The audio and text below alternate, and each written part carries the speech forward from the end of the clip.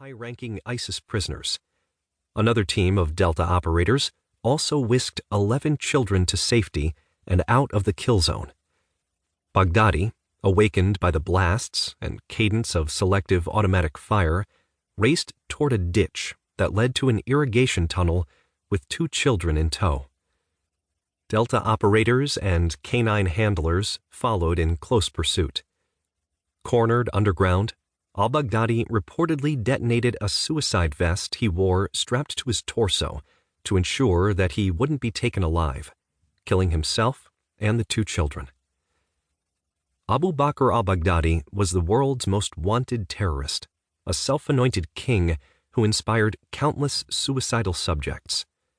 But by the time he detonated the capture-proof explosive payload, his round table of lieutenants, the men who built the so-called caliphate and led his army that shocked the world with their unimaginable crimes, had been killed in a combined Jordanian and American intelligence and special operations campaign to avenge the life of a young F-16 pilot whose ghastly murder was a turning point in the global war on terror. This is the remarkable story of how the so-called Islamic State in Iraq and Syria came to an end. Author note: It is mine to avenge, I will repay. In due time their foot will slip, their day of disaster is near, and their doom rushes upon them. Deuteronomy chapter 32, verse 35. This book is about vengeance, the no-holds-barred, eye-for-an-eye variety of retribution that only nation-states can administer. The capture, torture, and immolation of a young Jordanian F-16 pilot by the so-called Islamic State. In the Arab and Islamic world, the term Islamic State is considered an insult to the religion and its followers. It is used throughout this audiobook to avoid confusion between the terms ISIS and ISIL that are frequently used to describe the terrorist group that most of the Middle East simply refers to as Daesh. A crime that was filmed and then tweeted to the world set in motion a top-secret vendetta carried out by the spies and covert operatives from the Hashemite Kingdom of Jordan, the United States, and a global coalition of nations that was meant to punish and obliterate men capable of such evil, from the low-level thug who beat the airman with his rifle to the men in charge who orchestrated such a display of barbarity.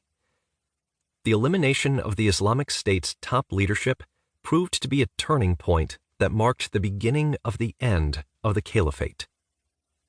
The changing of fortunes on the battlefield, the coalition's recapture of territory, and the liberation of hundreds of thousands of grateful people from the Islamic State's grip, and the ultimate eradication of the physical caliphate has not eradicated the twisted interpretation of Islam that led men and women from the 4 corners of the world to travel to Iraq and Syria to become foot soldiers marching toward the apocalypse in the first place. That mindset still exists. It flourishes, in fact. What happened inside the caves of Afghanistan with al-Qaeda and then in the killing fields of Iraq and Syria were symptoms of a 1,000-year sectarian war that has raged. The battle lines have placed Sunnis against Shiites, fundamentalists against moderates, and fanatics against all that's Western. The fight has turned the religion inside out, and the conflict does not stop just because the shooting has. The military campaign against the Islamic State is over, but the next phase of the war, for the heart and soul of the virtual caliphate, is about to begin.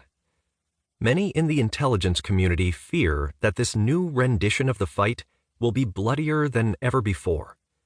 The fight against the Khawarij, or outlaws of Islam, as the zealots are known, is global and requires the combined efforts of strategic and dedicated alliances. This book is also about such an alliance, the military and intelligence bonds between the Hashemite Kingdom of Jordan and the United States. The bilateral ties have lasted for over 70 years. They have transcended politics and presidents.